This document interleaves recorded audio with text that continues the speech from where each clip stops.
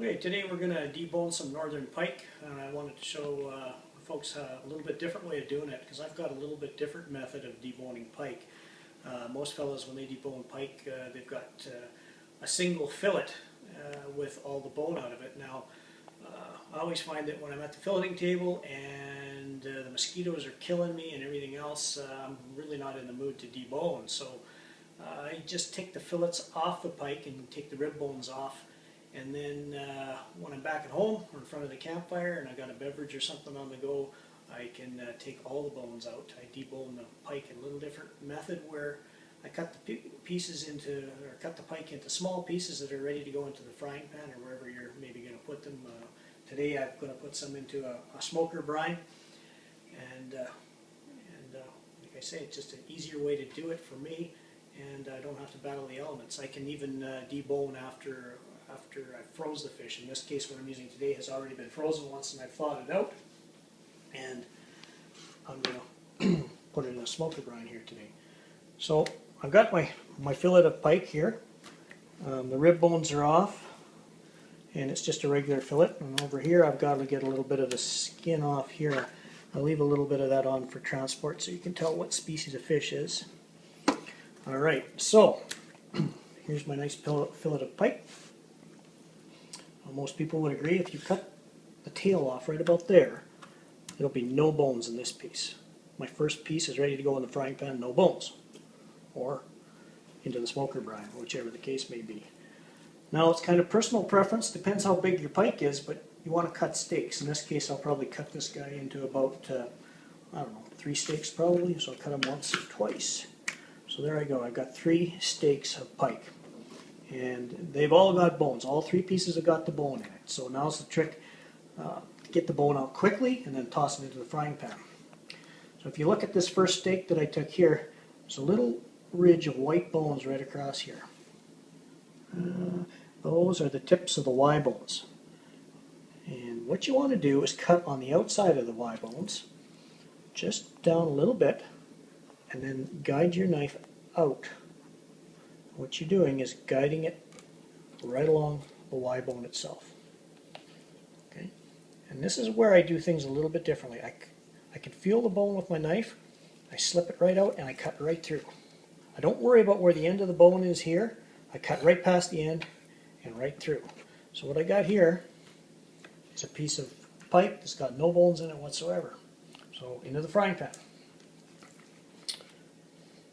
Now with this piece here, the bones, the Y bones are still here. You go to basically the center of the fillet. Just go down about 1/8 of an inch. You can feel the bones if they're there. But you're going to go down, you're on the other side of the Y, and then you turn your knife and you cut upwards. You just slip the knife right along the Y bones. You can see them there. You just get the knife to cut up towards you, and you right along the bottom side of the Y bone, you're going to cut right out to the end of the bones. And there you go. And that piece is all bone. So what we got left here is completely deboned northern pike, ready to go into my smoker brine here. Now you can see it's varied thickness, so you might want to leave it like that and throw it in the frying pan, but it would probably cook at different speeds. So usually what I'll do is take the thin piece, cut it off. That little thin piece can go in the frying pan, and this thicker piece, in this case for what I've got going into the smoker, I'll cut right about there, and I'm good. 2 pieces of deboned fish right there. So now I'm going to do this with the second steak off the fillet, and you can really see really good. You can see on this one here that little white line there. That's your Y bones right there, and we're going to cut on the outside of the Y bone. So we're going to cut on this side. So we're going to get it nice and straight. And this is, when you've got short pieces like this, it doesn't snake around and go all over the place on you. I'm doing this with a fairly stiff filleting knife, but you can actually do this with a butcher knife. It's that easy to do. So it's not really knife specific, and it doesn't take a lot of talent really. I still am feeling along the top of the Y bones. Along the top of the Y bone, and we're going to cut right out there. Deboned. when I run my finger along there, I can actually test for any bones. No bones there.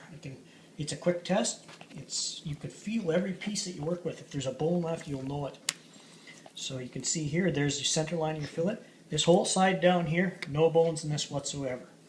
So we've got a nice straight piece here. We're going to go just at the center line, go down just a little bit, start my cut, get underneath that Y fork there, the Y piece, and then back up.